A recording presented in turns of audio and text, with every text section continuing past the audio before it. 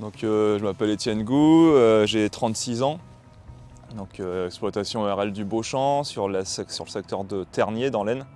Ferme de polyculture essentiellement blé, betterave, pommes de terre fécule, colza, pois de conserve récemment et un peu de prairies, donc à peu près 350 hectares dans une cinquantaine de prairies.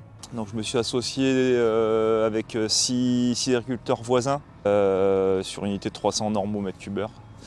On injecte depuis l'an dernier, en octobre 2022. Je suis installé depuis 2017, le 30 septembre 2017.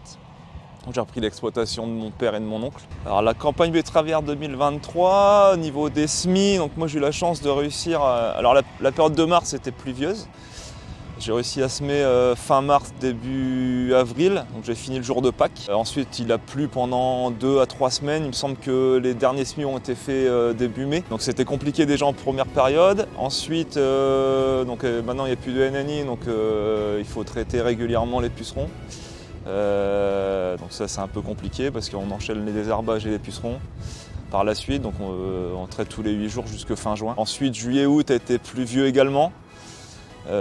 Surtout le mois d'août. On a une période sèche jusqu'au 20 octobre où les premiers arrachages se sont bien déroulés. Les derniers commençaient à être secs, sauf que du jour au lendemain, on a eu 100 mm de pluie en 10 jours. Et là, on arrive aujourd'hui avec des parcelles inondées, c'est compliqué à arracher. On s'en sort parce qu'il y a eu une tempête et ça a ressuyé un petit peu.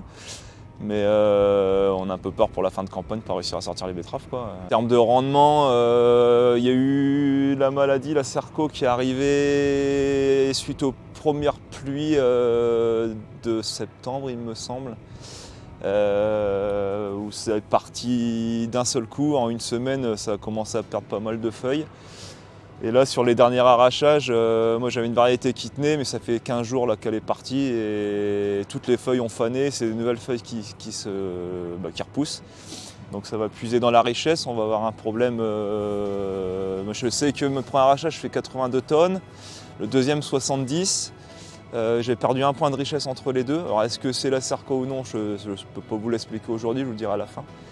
Mais c'est vrai que ça fait un peu peur cette maladie qui est arrivée sur la fin parce que je pense qu'on va perdre en richesse quand même à cause de ça, quoi. Mais les rendements sont pas exceptionnels cette année. On s'attendait à mieux vu l'eau qu'on a eu juillet-août. Il y a eu problème de richesse qui n'a pas décollé, on est resté à 16. Alors d'habitude on est dans ce secteur ici, on est plus à 19, 20. Et là on est resté à 16,3 sur le premier et 15,2 sur le deuxième et j'espère que les prochains vont monter, quoi. Mais bon, ça va être compliqué vu la repousse de feuilles, quoi. Alors, la conjoncture 2023 et perspective 2024. Conjoncture 23, ce qui fait peur, c'est la baisse des prix des matières premières, notamment le blé, colza, où on est en dessous du prix de revient.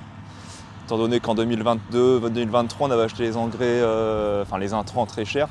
Le prix était élevé à ce moment-là, mais là il se retasse fortement au niveau des matières premières, donc ça fait peur sur la marge finale. Aussi bien en blé, colza, betterave, 2023 on espérait faire une belle récolte avec un bon prix, parce que les prix remontaient, sauf qu'on se rend compte que finalement les rendements ils sont pas au rendez-vous. Donc la marge elle va être à peu près comme d'habitude, voire un peu plus haute, mais ça ne compensera pas la perte qu'on va avoir à la fois en blé, en colza, tout ce qui est culture céréales et d'été, quoi.